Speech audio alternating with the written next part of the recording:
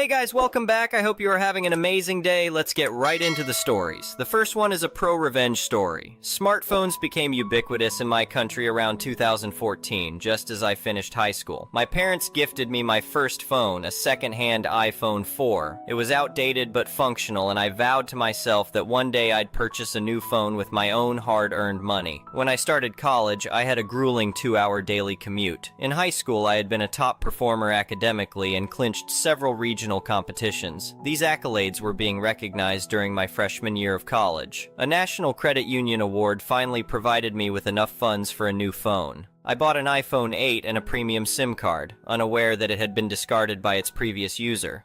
By the third day, I began receiving calls for a man named Jack from various financial institutions. It turned out the number previously belonged to him, and for the past 10 years I've continued to receive these calls.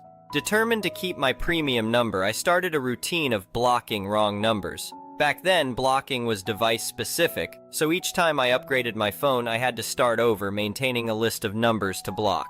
I landed my first job after graduating in 2019. Around 2020, I was assigned to a new project notorious for burning people out due to a tyrannical project manager named Jake. I didn't know his full name for quite some time. He seemed to take pleasure in making our lives miserable. Jake ruled with an iron fist. From the moment his team logged into their work accounts, they were bombarded with a flurry of emails and messages, each marked as more urgent than the last. Jake thrived on creating chaos, often changing project deadlines on a whim, demanding his team work late into the night and through weekends. "I need that report on my desk by 8 a.m. tomorrow," Jake would bark over a video call at 7 p.m. "And I don't care if you have to pull an all-nighter to get it done." Jake's presence loomed over every task. He insisted on micromanaging every detail, yet was quick to take credit for any successes, no matter how small. Failures, however, were met with his notorious tirades, publicly berating his team and assigning blame without hesitation. His unpredictable temper kept everyone on edge, afraid to make the slightest mistake. Meetings were another tool in his arsenal of torment. He scheduled them during lunch breaks and after hours, ensuring no one could escape his grasp. These meetings were often pointless, serving only to reinforce his dominance and disrupt any semblance of work-life balance his team might have had. "Why isn't this done yet?" Jake would demand during these meetings, his face red with anger on the video call. "I don't pay you to sit around and twiddle your thumbs." His relentless stream of emails continued around the clock, each carrying a thinly veiled threat. Perfection or dismissal. Under his reign, morale plummeted and burnout soared. Yet Jake remained oblivious, satisfied only by his complete and total control. I was quite embarrassed when I learned that he was from the same area as I was and had attended the same school, though years before me.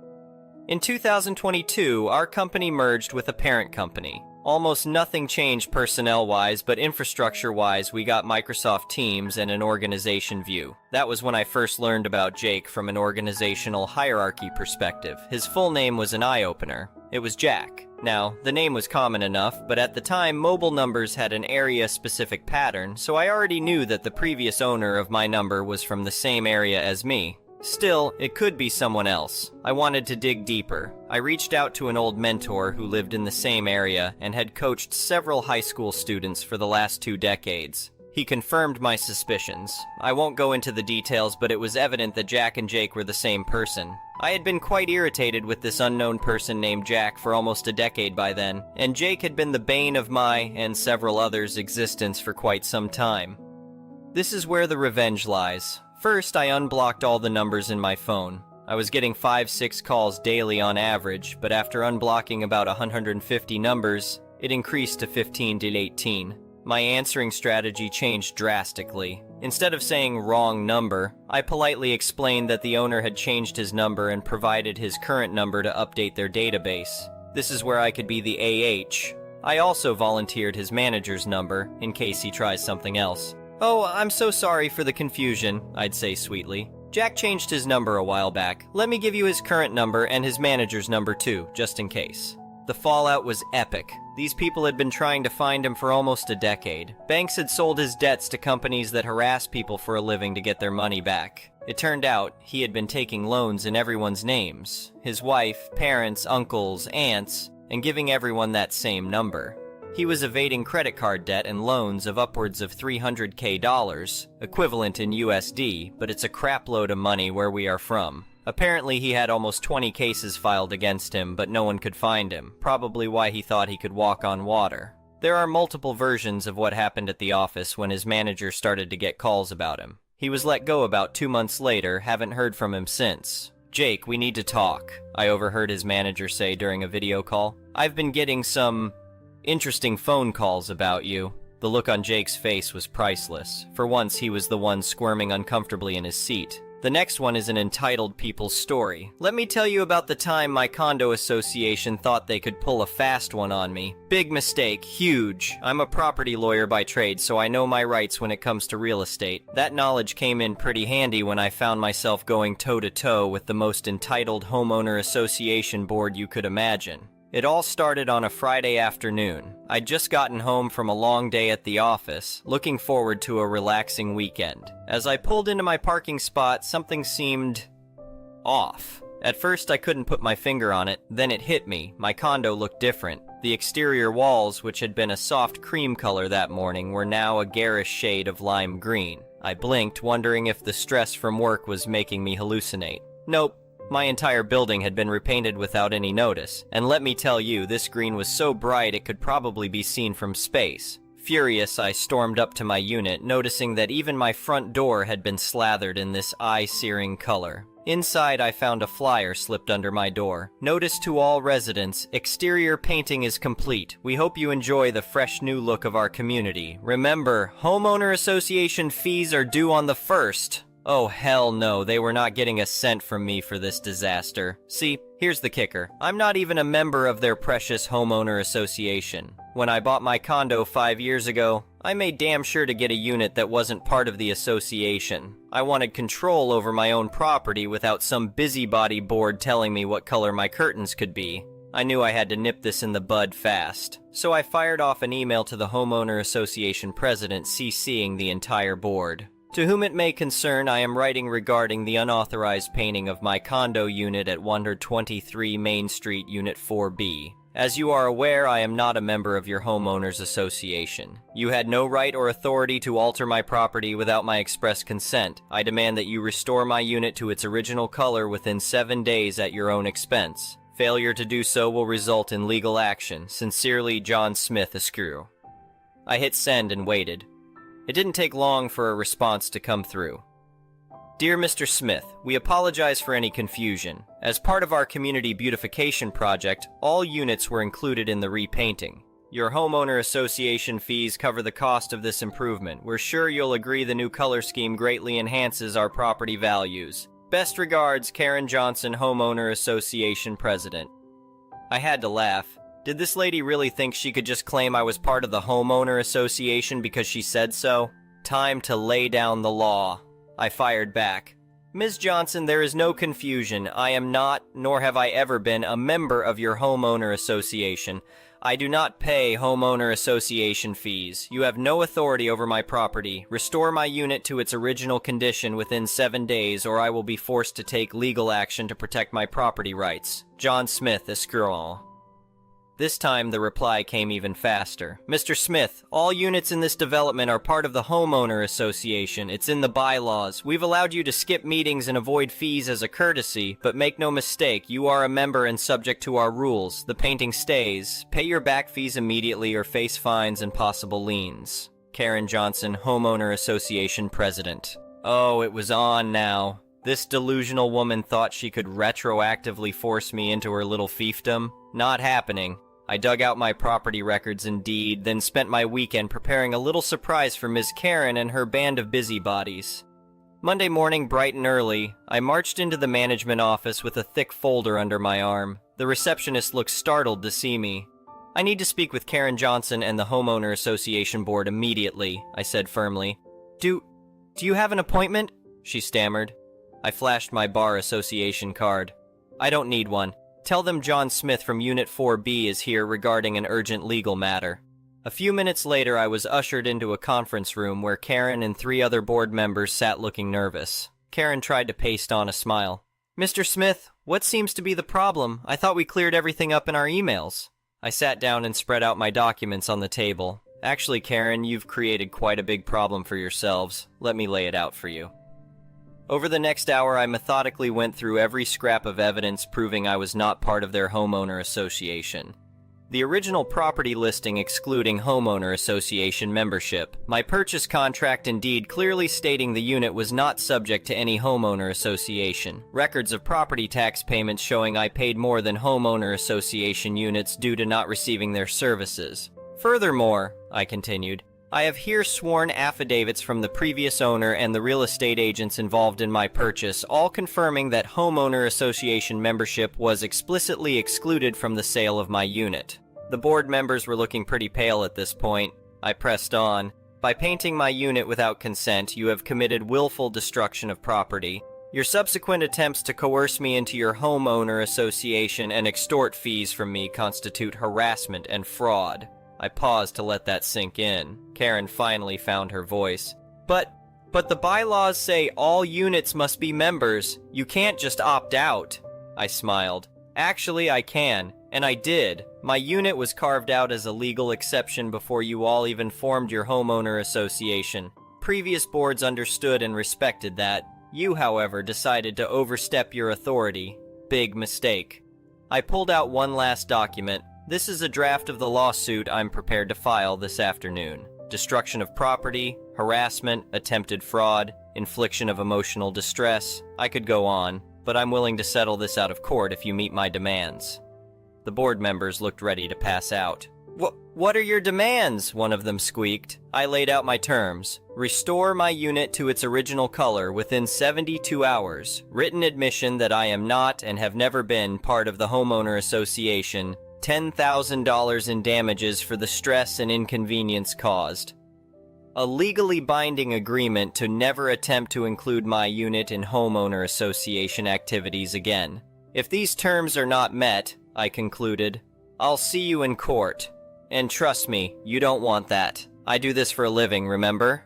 They huddled together, whispering frantically. Finally, Karen turned to me with a sickly smile. We accept your terms, Mr. Smith. The painters will be here first thing tomorrow. I nodded and gathered my papers. Glad we could reach an understanding. I'll have my paralegal send over the agreement for you all to sign. Oh, and Karen, next time you want to play dictator, make sure you know who you're dealing with first. With that parting shot, I walked out, leaving them to stew in their defeat. True to their word, my condo was back to its original color within 2 days. The signed agreement and a check for $10,000 arrived shortly after. Word of my victory spread quickly through the complex. Soon, other owners were approaching me for advice on standing up to homeowner association overreach. Turns out, quite a few people were fed up with Karen's regime. These days, the homeowner association board gives my unit a wide berth. No more surprise paint jobs or pushy notes about fictional fees. And every time I pull into my parking spot, I smile at my perfectly cream-colored walls. A daily reminder that sometimes, knowledge really is power. So remember, folks, always know your rights as a property owner. You never know when you might need to put an overzealous homeowner association in its place. The next one is a petty revenge story. A pretty senior global functional head role. After tracking him down, I set up a video call with a potential candidate. He was located in a different country, but was the same nationality as me. After a pleasant enough opening 10 minutes, he started laying down the law. I expect a significantly larger remuneration package, and I expect your client to pay for me to in full relocate, etc., etc.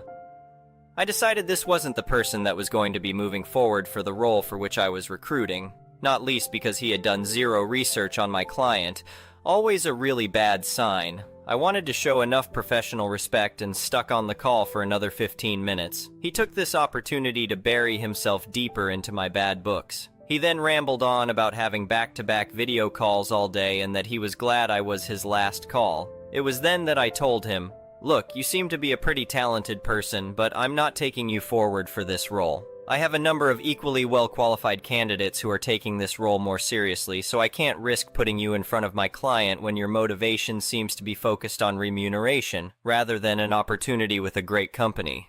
He was crestfallen. I think he realized that he was cocky and had overplayed his hand and mucked it up. He started backtracking, trying to be a little bit more humble, but I pulled him up with my petty revenge. I said to him, "I can see what you're doing here and I understand, but it's too late at this point. Sorry. Also, if I'm your last call today, I certainly hope you at least had underpants on for all your previous calls. I went on to tell him that his camera was angled towards a mirror in his hotel room. Although he was wearing a business shirt which covered his backside, when he leant forward you could clearly see he was wearing no underpants or trousers. He quickly apologized and disconnected, then emailed me another very groveling apology days later, which I graciously accepted. That was about a year ago, and I have not heard a thing from him since. I've never shared his name with anyone else, I would never do that. Nevertheless, I suspect he was a damn sight more humble after that call than when he started at. Arrogant twat. The next one is a malicious compliance story. Backstory. This happened almost 10 years ago. I was looking for a change from my first job. My first company had a great WFH policy, so I was looking for an opportunity with a similar WFH policy. Story. Back in 2014 to 15, I was looking for a job. 5 years had passed in my first job, and I was looking for a better opportunity. At the time, I was working as a Java developer at a company that is known as a telecom service provider. I was finding several opportunities, but none had a good WFH policy, and I had grown quite accustomed to the policy my first company had. This was years before COVID normalized WFH, and it was hard to find a good WFH policy at most companies. Eventually, I had to forego of my requirements. I was about to join a company and I asked the HR about WFH and received the most strict response that I had received of all the companies before. It is a strictly WFO opportunity. The pay was really good, almost twice what I was making, so I tried my best to look at that bright side. I also asked HR to add this strictly WFO only in my contract. Thinking they have got the better of me, they oblige. This additional clause would later lead me to the MC in question. After joining and getting inducted into the project team, I found out that the team was short at least 4 people. Due to this, everyone was overworked, and people were working 60-70 hours weeks while getting no OT. I was the only one with my area of expertise, and I was taken as a replacement of someone who was about to leave. Beginning of the second week, and there is a meeting where the domain lead comes up and congratulates the team regarding their latest success. Explains how the project has made the company a hefty profit and how we are going to get a pizza party soon. I realize right then and there the toxic culture the company has, where people overworking without additional pay or promotion bonus when it makes the company money. I make sure to get a locker at the office and start leaving my laptop at the office locker at the end of the day. For the first 3 weeks, this poses no problem as I'm getting training, knowledge transfer. Once my training is completed and the person training me leaves, I get my first batch of work. The work volume will easily take 80 hours. That's 2 business weeks. I am given 6 days to complete it. I work at my normal pace. At the end of the 6th day, lead asks me for the delivery of my part, and I say that I am only 60% done and it will take me another 4 days to complete. Apparently that's not gonna cut it, and I am pulled into a meeting with the project manager. He wants to know what the problem is. I tell him, this requires 80 hours. I have done about 6 days of work, which is 48 hours. I need additional 4 days. He says, and I quote, work at home, that's why you have a laptop that you can take home. QMC. I politely apologize and say that I am unable to do so as my contract says that I am prohibited to work from home. Manager is not convinced. He schedules a new meeting the next day with me and HR to go through my contract. There it is, in black and white. Working from office only, working from home not permitted. I mentioned that I had tried my best to get WFH before joining and was vehemently denied the opportunity to. Manager is at a loss of words. HR is also dumbfounded. Long story short, for the next 8 months I worked at my normal pace. During end-of-year salary review discussion, I am given the opportunity to work from home. I asked them to add OT clause that would pay me additional for every hour worked after 8 hours every day. They disagreed. I disagreed to take WFH. Every other teammate refused WFH in their salary review and asked for OT clause as well. We stopped getting pizza parties. The next one is an entitled people's story. About 8 years ago, my nan was told that she needed to spend money. In a 3-year cycle, she would give each of her children £3,000 in turn. When it came to give my mum the money, she said that she didn't need all of it, so gave me and my brother £1,000 each, keeping the other for herself. I thanked her profusely and said that it wouldn't go to waste as I'd been planning on doing some work to my house. I then told my ex-wife, who was the occupier of my house. This turned out to be the second biggest mistake of my life. We agreed that I'd buy the materials and any of the tools that we needed, while her and her husband did the work. I spent the first £500 very easily on paint, wallpaper, flooring, and so on. Then there were little purchases, screws and fixings, new main sockets, and so on. I paid out for a small multimeter as mine died, and I was suddenly left with 220 pounds. The work progressed and no more demands on my money were made, so I used it on myself. Naturally, a week later, I was asked to buy some flagstones for a new patio. I told her that all the money was gone. She went ballistic. How could I have spent all the money? Where did it go? She wanted to see the itemized receipts. I promised her. We had an agreement. I shrugged it off and simply told her that I had spent some on myself. Again, mistake on my part. How dare I spend her money? I now owed her 200 pounds and she was going to get it back. Almost daily, I'd get a text from her asking when I would transfer the money. The day before payday, I'd get a reminder from her that I owed her 200 pounds. Each time I dropped the kids off or collected them, I'd be reminded. After about 6 months, these became simple reminders on payday, and after about a year, they had tailed off completely, until about a year and a half after Mum gave me the money, when she held a BBQ. I arrived for the BBQ and her parents, her siblings, and a couple of her friends were there. We were all sociable enough until someone mentioned how nice the garden looked. She said, "Yeah, but it's not finished as me still owes us 200 pounds from over a year ago. We're relying on that to finish things off." Her husband also chipped in, "He's not even done any of the work." All eyes were on me now, disapproving thoughts running through their heads. I sighed, then decided to end this once and for all. I owe you 200 pounds, do I? 200 pounds out of that 1,000 pounds. Out of that 1,000 pounds that my mother gave me. Listen to yourself for a moment, please. I was gifted 1,000 pounds and decided to help you. I spent 800 pounds on this house that you live in, and now you want more. You're either greedy, entitled, or delusional. I put down the drink, turned round, and left. I'd have loved to have been a fly on the wall after that, because strangely it's not been mentioned since. Thank you for watching. I would really appreciate it if you could like the video and subscribe to our channel if you haven't already. We'll see you again tomorrow.